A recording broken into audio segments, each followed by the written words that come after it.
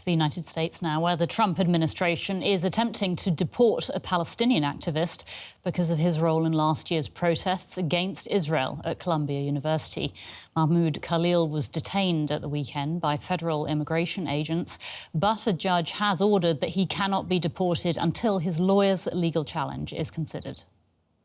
Standing outside of the courthouse to demand the immediate release of Mahmoud Khalil.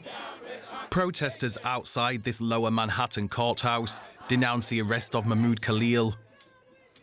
The Columbia graduate was taken into detention on Saturday after federal officers came to his university-owned apartment in New York. Despite being apprehended by ICE agents, Khalil is a legal resident of the United States and has not been charged with any crime. This is Khalil speaking last spring during the Gaza protests at Columbia University.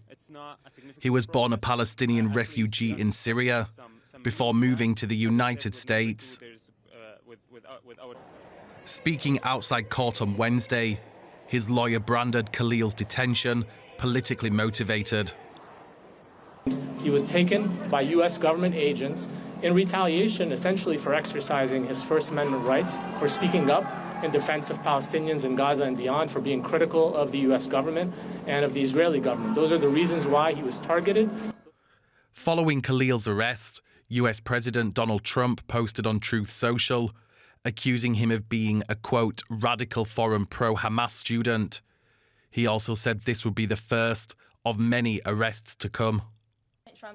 When questioned by reporters, the White House doubled down and defended Khalil's detention. The Secretary of State has the right to revoke a green card or a visa for individuals who serve or are adversarial to the foreign policy and national security interests of the United States of America.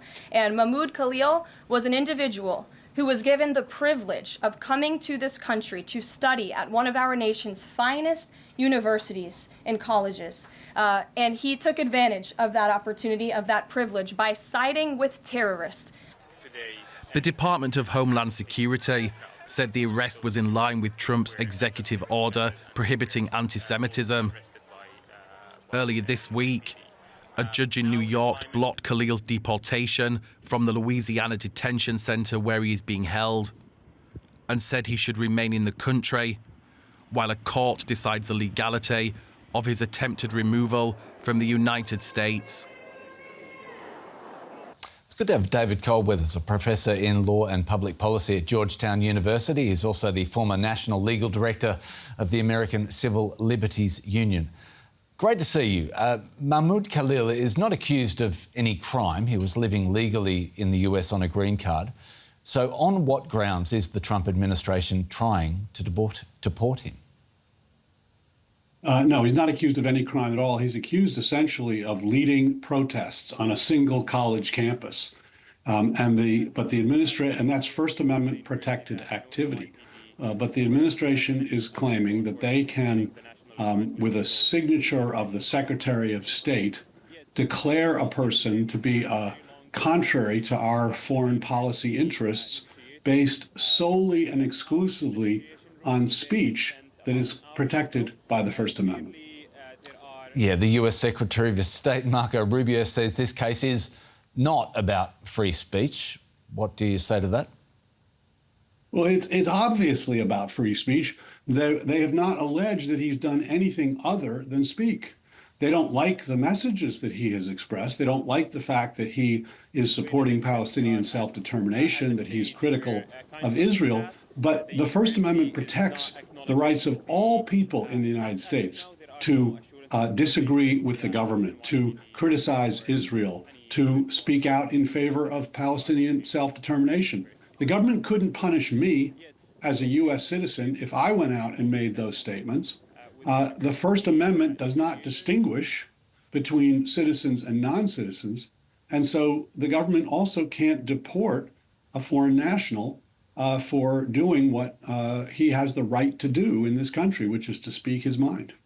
You say they can't deport him, but I guess that I must ask the question, do you think the Trump administration will be successful in its bid to deport Khalil? Well, I think they will try, but what I'm suggesting is that Mr. Khalil has a very strong First Amendment defense. Some years ago, about 40 years ago, I represented a group of Palestinians students who the government sought to deport for their alleged association with a group in the PLO. And in that case, the court held the First Amendment to the United States Constitution protects speech, regardless of who is speaking. It protects all people within the United States. It does not limit its protections to citizens. And since you couldn't punish a citizen for associating with the PLO, you can't deport a foreign national. So I think Mr. Khalil has a very strong First Amendment defense, but what Mr. Trump is trying to do is to chill protected political expression across this country by putting Mr. Khalil in these proceedings. We'll keep a close eye on this one. David Cole, Professor in Law and Public Policy at Georgetown University. Thank you so much. Thanks for having me.